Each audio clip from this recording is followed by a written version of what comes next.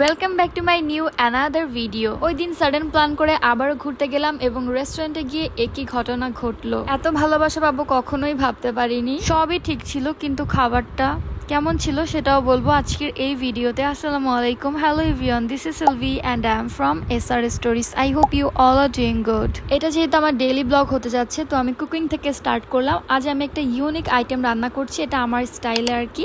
এটা হচ্ছে কাঁঠালের বিচি, আলু আর বরবটি দিয়ে আমি রান্না করছি। প্রথমে প্যানটা গরম করে তাতে হচ্ছে পেঁয়াজ দিয়ে দিলাম, কিছুটা রসুন কুচি দিয়ে দিলাম, কাঁঠালের বিচি দিয়ে দিলাম, তারপর হচ্ছে এখানে দিলাম মরিচ ফালি আর কি, লবণ স্বাদ মতন। এখন হচ্ছে এটাকে একটু কিছুক্ষণ ভাজা ভাজা করে তারপর এখানে দিয়ে দিচ্ছি আলু কুচি, আর তারপর এখানে দিলাম একটু হলুদ, আর এখন দিব হচ্ছে আমি আগে থেকে পরিষ্কার করে রেখেছিলাম বরবটি কুচি আর কি। আজ যা যা রান্না করেছি তার সবকিছুই আপনাদের সঙ্গে শেয়ার করব। এটা বেশ কিছুক্ষণ নাড়াচাড়া করব, একটু ঢাকনা দিয়ে ঢেকেও দিব সিদ্ধ হওয়ার জন্য, যেহেতু কাঁঠালের বিচিটা সিদ্ধ হতে একটু টাইম লাগে এই জন্য। তো ঢাকনা উঠিয়ে আবার কিছুটা সময় নেড়ে দিব, এভাবেই হচ্ছে রান্না হয়ে যাবে আমার কাঁঠালের বিচি ভাজি। তারপর আমি আবার পাশে রান্না করছি চিকেন কারি। চিকেন কারির রেসিপি নতুন করে কি দিব এটা ইতিমধ্যে অনেকবার আপনাদের সঙ্গে শেয়ার করেছি, তাই এটার আর কোনো রেসিপি ভিডিও আপনাদের সঙ্গে শেয়ার করছি না। এরপর আমি রান্না করব হচ্ছে ডিম ভুনা, ভাজি বা ভুনা যেটাই বলে।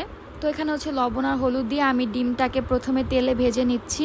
আমি হচ্ছে মনে করেন সকাল থেকে দুপুরের রাতের খাবার একসাথে রান্না করে রাখছি, যাতে আমার একবার কিচেন আসলে হয়ে যায়, এই জন্য আর কি। তো আবারও হচ্ছে প্যানে তেল গরম করে তাতে পেঁয়াজ কাঁচামরিচ দিয়ে দিলাম, আর ডিমটা দিয়ে একটু সামান্য পানি দিয়েছি, দিয়ে হচ্ছে যে আমার রান্নাটা শেষ। আর অন্যদিকে হচ্ছে আমার অনেক দিন ধরে সবজিগুলো নষ্ট হয়ে যাচ্ছিল, তাই আমি সবজি দিয়ে ডাল রান্না করেছি।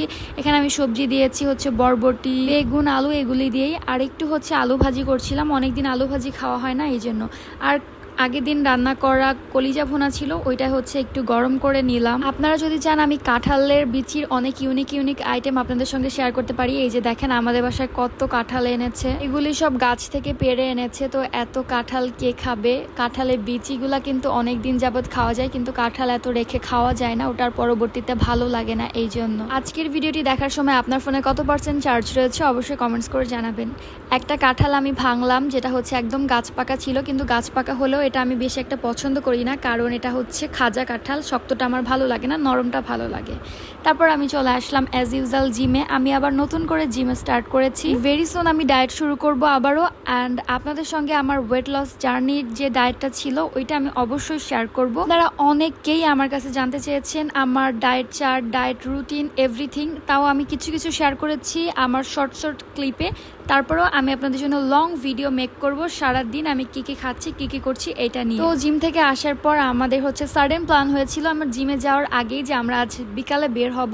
তো আমি তো জিম থেকে আসলাম, তারপর হচ্ছে রেডি হয়ে আমরা হচ্ছে বান্ধবীরা মিলে বের হলাম। প্রিভিয়াস একটি ভিডিওতে আপনাদেরকে দেখিয়েছিলাম মাশরুম ভাজি বা মাশরুমের চপ খেয়েছি, তো ওইটাই হচ্ছে আমরা প্রথমে একটু কিনে নিলাম। আর এদিক দিয়ে আমার ফ্রেন্ড হচ্ছে মাছ দেখতে আসলো। আমরা হচ্ছে মাশরুম ফ্রাই আর হচ্ছে চিকেন ফ্রাইটা পার্সেল করে নিয়েছি, যেগুলো মাত্র 10 টাকা করে ছিল, খেতে অসাধারণ, সেটা রিভিউ আমি অবশ্যই দিব।